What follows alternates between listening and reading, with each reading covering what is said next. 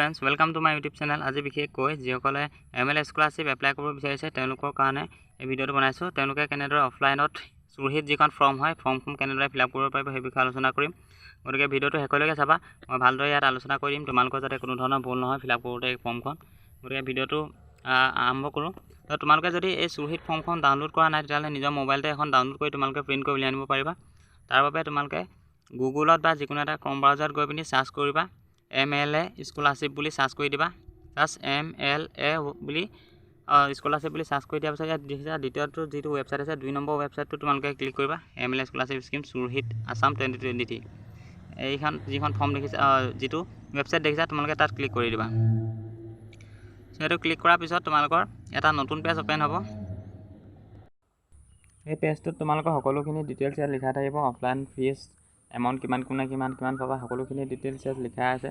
তোমালোকে scroll down কৰি কিনে নিজে চাই ল'ব পাৰিবা ভালদৰে। তাৰপিছত ইয়াত দুটা স্কলাৰশ্বিপ এডুকেশ্যন আছে আৰু হেল্থৰ আছে। তোমালোকৰ নিজৰ মনৰ ইচ্ছা অনুসৰি কোনটো এপ্লাই কৰা সেইটো নিজৰ কথা। হেল্থৰ আছে আৰু তোমাৰ এডুকেশ্যন যিটো আছে প্ৰায়ভাগে এডুকেশ্যনে কৰিব। গতিকে তোমালোকৰ এডুকেশ্যন যদি হয় এডুকেশ্যন ডাউনলোড কৰিবা, আৰু কিছুমানে হেল্থৰ কৰিলে এপ্লাই কৰিলে হেল্থৰ এপ ডাউনলোড কৰিবা ফৰ্মখনৰ কথা। ইয়াত সকলোখিনি ডিটেইলছ লিখা আছে। তোমালোকে যদি মন যায় তোমালোকে নিজে পঢ়ি চাই ল'ব পাৰিবা কি লাগিব, কেনেদৰে এপ্লাই কৰিব, কিমান পইচা পাব। তাৰপিছত ইয়াত আছে ডাউনলোড এপ্লিকেশ্যন ফৰ্ম বুলি ইয়াত অপশ্যন এটা আছে, তোমালোকে চাবা। ইয়াত ডাউনলোড এপ্লিকেশ্যন ফৰ্ম আছে। ইয়াত 3খন ফৰ্ম আছে দেখিছা। এখন দেখিছা এডুকেশ্যন ফৰ্ম, এখন হেল্থৰ আৰু এখন আছে দুখন আছে। গতিকে তোমালোকে এডুকেশ্যন যিখন ফৰ্ম আছে সেইখন ডাউনলোড কৰিবা। এডুকেশ্যন ফৰ্মখন তোমালোকে ডাউনলোড কৰি পেলাই ক্লিক কৰি দিবা। তাৰপিছত তোমালোকৰ MLA স্কলাৰশ্বিপৰ যিখন ফৰ্ম সেইখন তোমালোকৰ ডাউনলোড হৈ আহিব। ডাউনলোড হোৱাৰ পিছত তোমালোকৰ ফিল আপ কৰিব পাৰিবা। গতিকে মই তোমালোকক ফিল আপ কৰি দেখুৱাই দিছোঁ, চাই লোৱা ভালদৰে। এইখন হৈ গ'ল MLA স্কলাৰশ্বিপৰ যিখন চুৰহিত ফৰ্ম। এই চুৰহিত ফৰ্মখন তোমালোকে শুদ্ধকৈ ফিল আপ কৰিব লাগিব। ইয়াত দেখিছা প্ৰথমতে তোমালোকৰ যিটো নেম অফ এপ্লিকেশ্যন দিছে, নেম অফ এপ্লিকেশ্যনত তোমালোকৰ যিটো ষ্টুডেণ্টৰ নেম হয় এই নেমটো তোমালোকে দিব লাগিব ইয়াত। আৰু এই নেমটো লিখোঁতে কি কৰিব লাগিব, এই আখৰখিনি সাধাৰণতে ব্লক লেটাৰত লিখিব লাগিব, অৰ্থাৎ কেপিটেল লেটাৰত লিখিব লাগিব। ভালদৰে লিখিবা যাতে তেওঁলোকে ভালদৰে তোমালোকৰ ফৰ্মখন যাতে চাব পাৰে বা ধৰিব পাৰে। আখৰখিনি গোটকৈ লিখিলে বেছি ভাল হয়।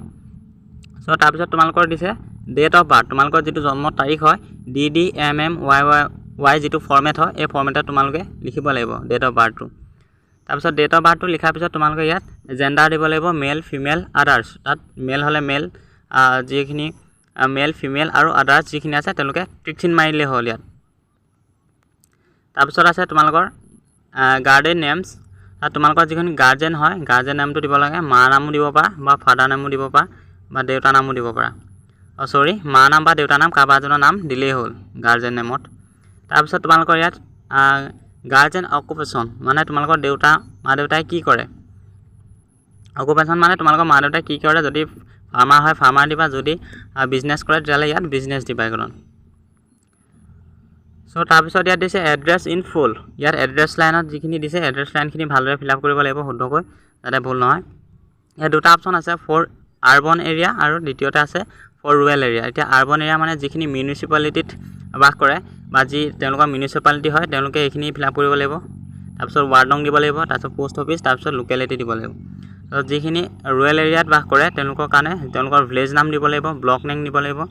GP মানে হ'ল গাঁও পঞ্চায়ত, যিখিনিয়ে নাজানে GP ফুল মিনি সেইটো গাঁও পঞ্চায়তৰ নাম দিব লাগিব। তাৰপিছত ভিলেজটো ক'লোঁ। তাৰপিছত পুলিচ ষ্টেশ্যন দিব লাগিব, যাৰ যি পুলিচ ষ্টেশ্যন। তাৰপিছত ইয়াত একেবাৰে শেষত দেখিছা পিনক'ড, যিটো পিনক'ড হয় পিনক'ডটো দিব লাগিব। আৰু এটা অপশ্যন দেখাইছে সেয়া ফটো একপি লগাব লাগিব নিজৰ। পাছপৰ্ট চাইজ ফটো একপি লগাই দিবা, আঠা লগাই, আৰু ষ্টেবল নামাৰিবা, তাত আঠা লগাব। তাৰপিছত ইয়াত আছে তোমালোকৰ কাষ্ট। এতিয়া কাষ্ট জেনেৰেল হ'লে জেনেৰেল দিবা, ST হ'লে ST, SC হ'লে ST। এতিয়া ST প্লেন আৰু ST হিল বুলি আছে। এতিয়া ST প্লেন মানে যিসকল ভৈয়ামত বাস কৰে, তেওঁলোকৰ কাৰণে প্লেন বুলি কোৱা হয় ST প্লেন। আৰু যিখিনি ST হিলছ মানে যিসকল লোক ST পাহাৰত বাস কৰে, অসমৰ যি পাহাৰত হিলছত যিসকল ST আছে তেওঁলোকৰ কাৰণে ST হিল হ'ব। আমাৰখিনিৰ কাৰণে ST প্লেন হ'ব। তোমালোকে ST হ'লে ST প্লেনত মাৰিবা, আৰু SC হ'লে SC, OBC হ'লে OBC বা MOBC হ'লে MOBC মাৰিব লাগিব।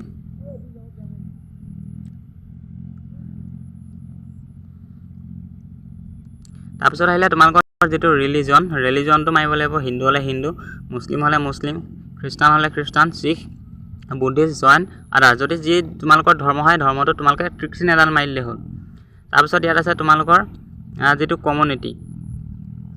কমিউনিটিটো দিয়া আছে মাইনৰিটি আৰু ট্ৰাইবছ তোমালোকৰ মোবাইল নম্বৰ এটা ভেলিড মোবাইল নম্বৰ দিব লাগিব এইখিনি দেখি যায় মোবাইল নম্বৰ এটা ভেলিড মোবাইল নম্বৰ দি দিবা তাৰপিছত আহিলে তোমালোকৰ বেংক এণ্ড ফাণ্ড ডিটেইলছ ইয়াত তোমালোকৰ বেংক যিটো ডিটেইলছ হয় এইখিনি যাতে শুদ্ধকৈ ফিল আপ কৰিবা কাৰণ এইখিনি ভুল হ'লে তোমালোকৰ প্ৰব্লেম হ'ব পাৰে এতিয়া প্ৰথমতে তোমালোকৰ যিটো বেংক একাউণ্ট য'ত বেংকটো আছে যদি ষ্টেট বেংক হয় ইয়াত প্ৰথমতে বেংক নেমৰ ঠাইত তোমালোকৰ SBI হ'লে ষ্টেট বেংক অফ ইণ্ডিয়া দিবা পাঞ্জাব নেশ্যনেল হ'লে পাঞ্জাব নেশ্যনেল দিবা বা আদাৰ্ছ বেংক হ'লে তোমালোকৰ যি বেংকৰ নাম হয় তাত তোমালোকে ফিল আপ কৰিবা তাৰপিছত এতিয়া ব্ৰাঞ্চ নেম তোমালোকৰ ব্ৰাঞ্চ যি নেম হয় জানাই তোমালোকৰ যিবোৰ ব্ৰাঞ্চ আছে য'ত আছে তোমালোকৰ তাত ব্ৰাঞ্চৰ নেমটো দি দিবা ব্ৰাঞ্চ IFSC কোড তোমালোকৰ একাউণ্ট নাম্বাৰ এটাত IFSC কোড থাকে সেই IFSC কোডটো ইয়াত লিখি দিবা IFSC কোড তাৰপিছত আহিলে তোমাৰ একাউণ্ট নাম্বাৰটো শুদ্ধকৈ ফিল আপ কৰিবা যাতে ভুল নহয় ইয়াত একাউণ্ট নাম্বাৰ আহিব তাৰপিছত একাউণ্ট হোল্ডাৰ নেম অৰ্থাৎ যাৰ নামৰ একাউণ্টটো আছে তেওঁৰ নামটো ইয়াত একাউণ্ট হোল্ডাৰ নেমত লিখিব লাগিব তাৰপিছত ইয়াত আহিলে পান নং যিটো তোমালোকৰ পেন কাৰ্ড নাম্বাৰ হয় পেন কাৰ্ডৰ নাম্বাৰটো ইয়াত শুদ্ধকৈ ফিল আপ কৰিবা তাৰপিছত আহিলে এডুকেশ্যনেল ডিটেইলছ ইয়াত এডুকেশ্যনেল ডিটেইলছত তোমালোকে কি পঢ়ি আছা আদিখিনি ডিটেইলছ ফিল আপ কৰিব লাগিব চ' কোৱালিফিকেশ্যন অফ বেনিফিচিয়াৰী এতিয়া ষ্টুডেণ্টজন কোন ক্লাছত পঢ়ি আছে এইখিনি তেওঁলোকে ইয়াত ফিল আপ কৰিব লাগিব যদি BA পঢ়ি আছে BA হ'ব যদি MA পঢ়ি আছে MA হ'ব যদি MSc কৰি আছে বা অন্যান্য BA BSc BCom higher secondary এইখিনি যি য'ত পঢ়ি আছে তেওঁলোকে সেইটো লিখিব লাগিব এইটো কোৱালিফিকেশ্যনটো বেনিফিচিয়াৰী তাৰপিছত ইয়াত কোৰ্চ টাইপটো দিয়ে দিছে যদি HSLC পাছ কৰিছে HSLC দিবা যদি HSLC মানে হ'ল তোমালোকৰ যিখিনি হায়াৰ ছেকেণ্ডেৰী পাছ কৰিছা HSLC যিখিনি হায়াৰ ছেকেণ্ডেৰী পাছ কৰিছা তেওঁলোকে এইখিনি 2 নম্বৰ অপশ্যনটো আৰু যিখিনি আণ্ডাৰ গ্ৰেজুৱেট কৰি আছে BA BSc BCom এইখিনি UG যিখিনি পোষ্ট গ্ৰেজুৱেট কৰি আছে MA MSc MCom আৰু ভকেশ্যনেল কোৰ্চ বা ডিপ্ল'মা কোৰ্চ এইখিনিয়ে তেওঁলোকৰ নিজৰ যিখিনি কোৰ্চ হয় তেওঁলোকে ইয়াত টিক চিন মাৰিলে হ'ল তাৰপিছত আহিলে কোৰ্চ নেমটো তোমালোকে দি দিবা যিটো হয় তোমালোকৰ আণ্ডাৰ গ্ৰেজুৱেট যদি কৰি আছা তোমালোকে BA কৰি আছা নে BSc কৰি আছা নে BCom কৰি আছা যদি SSLC যদি তোমালোকে কৰি আছা কোন আৰ্টছত নে কমাৰ্চত নে ছায়েন্সত আদিখিনি দি দিবা PG হ'লে তেনেদৰে তেওঁলোকে কোন MM নে MSc নে MCom আদি ধৰণৰ কোৰ্চসমূহ তেওঁলোকে ইয়াত লিখিব লাগিব কোৰ্চ নেমত আৰু name of address of the institution অৰ্থাৎ তোমালোকৰ যি ইনষ্টিটিউশ্যন স্কুল বা যি কলেজ হওক তেওঁলোকৰ তোমালোকে ইয়াত এড্ৰেছটো দিব লাগিব নামটো দিলেই হ'ল ইনষ্টিটিউশ্যনৰ যিখন নাম হয় তোমালোকৰ কলেজ হ'লে কলেজৰ নাম দিবা হায়াৰ ছেকেণ্ডেৰী পঢ়ি আছে হায়াৰ ছেকেণ্ডেৰী নাম দিবা এনেকৈ ধৰণে নামখিনি দি দিব লাগিব date of admission of into course এতিয়া তোমালোকে এডমিশ্যন লোৱা যিদিনাখনি কোনটো কোৰ্চত এডমিশ্যন লৈছিলে এডমিশ্যন লোৱা যিটো ডেট সেই ডেটটো তোমালোকে ইয়াত DDMMYY ফৰ্মেটত লিখিব লাগিব তাৰপিছত আহিলে তোমালোকৰ ইয়াত whether any family member of the beneficiary is a government employee ইয়াত তোমালোকে নো দিবা কাৰণ yes নিদিবা yes দিলে তোমালোকৰ কোনোবা ফেমিলিত গভৰ্ণমেণ্ট চাকৰি কৰা বুজায় ইয়াত নো দিবা whether any government aid is received early under any head তোমালোকৰ ঘৰৰ কোনোবাই চৰকাৰী কিবা এইট সহাৰি পাইছে নেকি এনেকুৱা ধৰণৰ যদি থাকে তেতিয়াহ'লে তোমালোকে ইয়াত নো দিবা ইয়াত নো আহিব তাৰপিছত তোমালোকৰ যিটো ID প্ৰুফ টাইপ ইয়াত তোমালোকৰ যি ID প্ৰুফে হওক আধাৰ কাৰ্ড পান কাৰ্ড আদি ইয়াত লিখিবা ID নাম্বাৰটো দিবা যদি আধাৰ কাৰ্ড দিয়ে আধাৰ কাৰ্ডৰ ইয়াত যিটো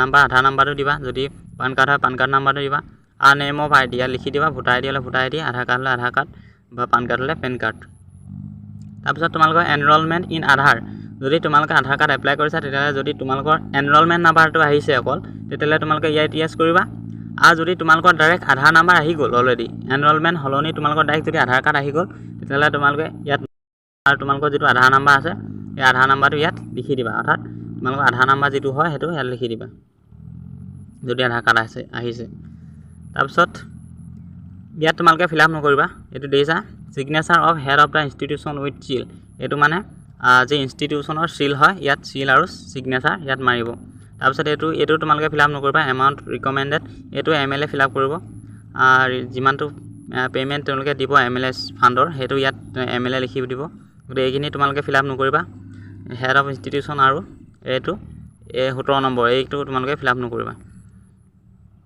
তাৰপিছত ইয়াত দেখিছা ইয়াত declare that information provide to best of my knowledge এইখিনি চাই ল'বা hereby allow use of my Aadhaar data for official purpose.